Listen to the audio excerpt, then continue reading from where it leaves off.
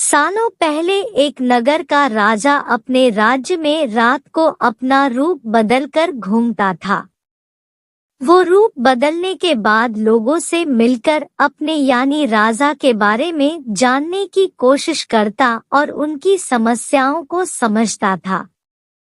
एक रात जब वह नगर घूमकर आया तो अचानक जोर से बारिश होने लगी। उसने देर किए बिना एक गरीब के घर का दरवाजा खटखटाया। राजा के दरवाजा खटखटाने के बाद घर से एक व्यक्ति निकला।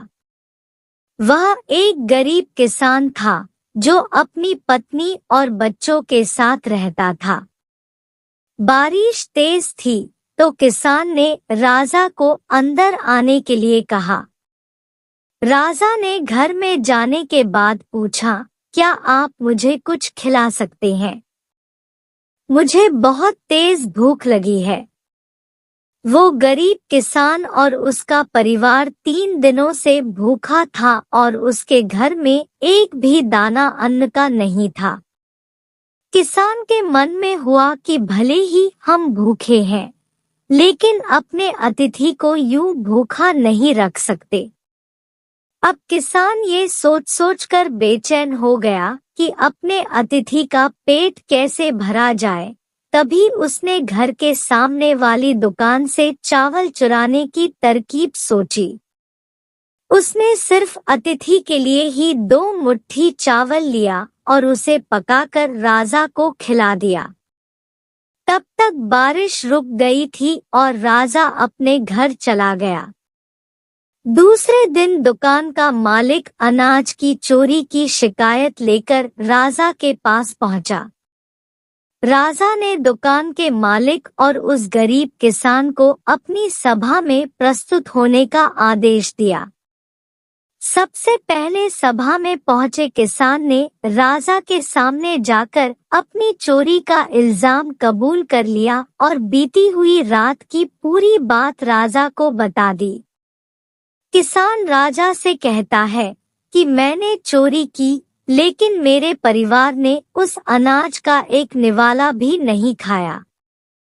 गरीब किसान की बातें सुनकर राजा बहुत दुखी हुआ और उसने किसान को बताया कि अतिथि के रूप में मैं स्वयं तुम्हारे घर आया था।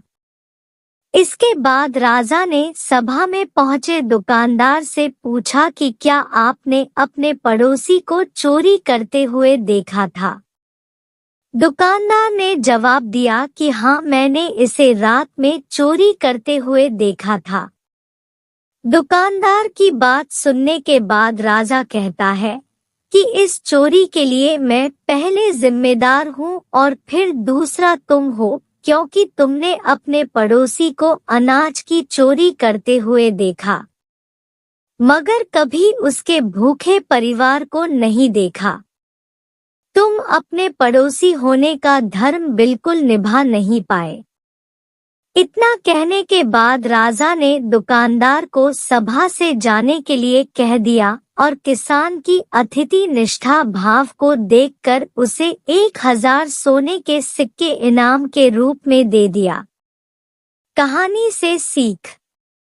अगर कोई आसपास रहने वाले मुसीबत में है तो हमें उनकी मदद करनी चाहिए। ढोलकपुर नाम के साम्राज्य में एक जाने-माने ऋषि रहते थे जो लोगों का भाग्य बताने के लिए प्रसिद्ध थे। उस राज्य का हर व्यक्ति उन प्रसिद्ध ऋषि व उनके कौशल के बारे में जानता था। एक दिन उस ऋषि के बारे में वहां के राजा को भी पता चला। राजा के मन में भी अपने भविष्य को जानने की इच्छा होने लगी। इसी के चलते उसने अपने सैनिकों को ऋषि के पास भेजा और पूरे सादर सम्मान से उन्हें महल लेकर आने का आदेश व आमंत्रण दिया। राजा की आज्ञा के अनुसार सैनिक ऋषि के पास गए और ऋषि को राजा का आमंत्रण सुनाते हुए उनसे महल चलने की प्रार्थना करने लगे। ऋषि भी सैनिकों के साथ महल चलने के लिए तैयार हो गए। जब ऋषि महल पहुंचे तो राजा ने बड़े ही उत्साह से उनका स्वागत सत्कार किया और उन्हें अपने दरबार में सम्मान के साथ बैठाया। जब ऋषि ने थोड़ा आराम कर लिया तो राजा ने ऋषि के सामने अपने मन की इच्छा रखी और उनसे अपने भविष्य के बारे में पूछा। ऋषि ने राजा से उसकी जन्म कुंडली मंगाई और उसे ध्यान से देखने लगे। कुछ देर तक राजा की कुंडली देखने के बाद प्रसिद्ध ऋषि ने राजा को बताया कि भविष्य में उनका भाग्य आशीर्वाद भरा हुआ है और जीवन में सब कुछ अच्छा ही होगा।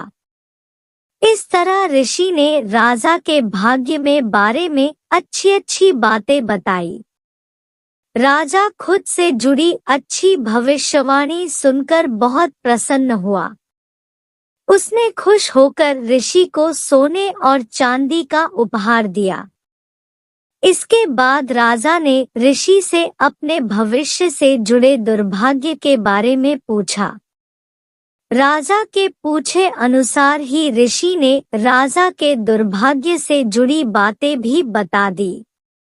उन्हें सुनकर राजा बहुत क्रोधित हो गया।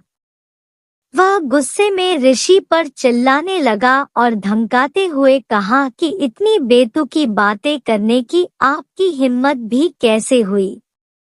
राजा ने गुस्सा होते हुए अपनी तलवार निकाली और ऋषि की तरफ इशारा करते हुए कहा कि अब मुझे मेरी मृत्यु का समय बताओ। ऋषि समझ चुका था कि राजा अपना दुर्भाग्य सुनकर उस पर क्रोधित हो गया है। राजा की मृत्यु वाली बात सुनते ही वह शांति से कुछ गणना करने लगा। इसके बाद शांत स्वर में कहा, मेरी गणना और कौशल के अनुसार आपकी मृत्यु मेरी मृत्यु के ठीक 1 घंटे बाद होगी। राजा ऋषि की यह बात सुनकर हैरान हो गया। अब उसे अपनी गलती का एहसास होने लगा। उसने तुरंत अपनी तलवार नीचे रखी और ऋषि के साथ किए गए अपने दुर्व्यवहार के लिए उनसे माफी मांगी। बाद में राजा ने ऋषि को ढेर सारा धन दिया और उन्हें वापस कुटिया में आदर व सम्मान के साथ भेज दिया। कहानी से सीख। मुश्किल परिस्थितियों में हमें समझदारी से काम लेना चाहिए और मन को शांत रखना चाहिए। यह हुनर हमें हर परेशानी से बाहर निकाल सकता है।